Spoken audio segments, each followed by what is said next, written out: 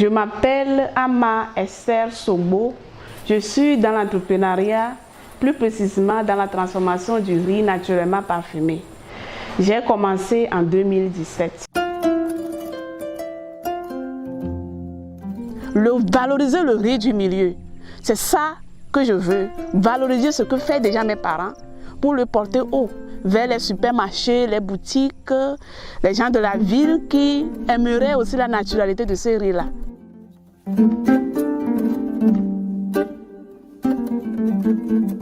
Nous sommes à l'ouest de la préfecture de Zio, à quelques kilomètres de Kovié, zone réputée très riche en riziculture au Togo.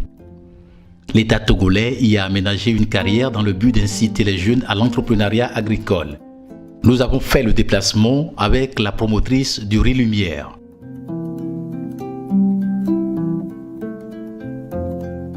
La production du riz lumière commence ici dans le champ, dans cette rizière de Dame Esther.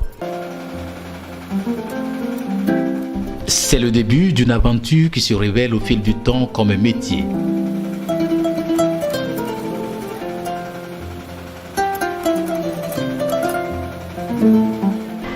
C'est depuis 2017 que le projet même de riz lumière a démarré.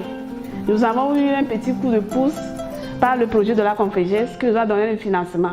Et c'est par ce financement-là qu'on a démarré le projet en 2017 et en production.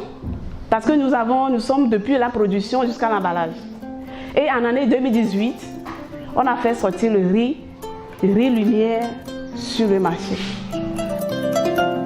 Aujourd'hui, la production avoisine plus de 800 kg par mois, soit un peu plus de 9 tonnes par an.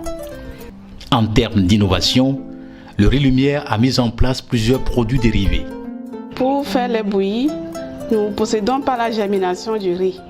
Nous faisons 3 ressages par jour, matin, midi et soir. Donc ici, après la germination des céréales, nous passons au séchage. Le séchage des céréales, après ça, nous allons au moulin.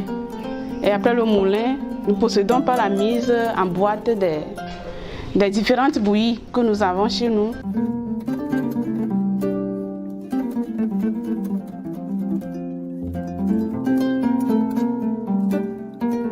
Le riz lumière, qu'il soit mis en sachet ou servi à une autre transformation, est connu sur le marché togolais grâce à la politique marketing mise en place. Les résultats sont visibles aujourd'hui, mais c'est à compter avec des années de dur labeur.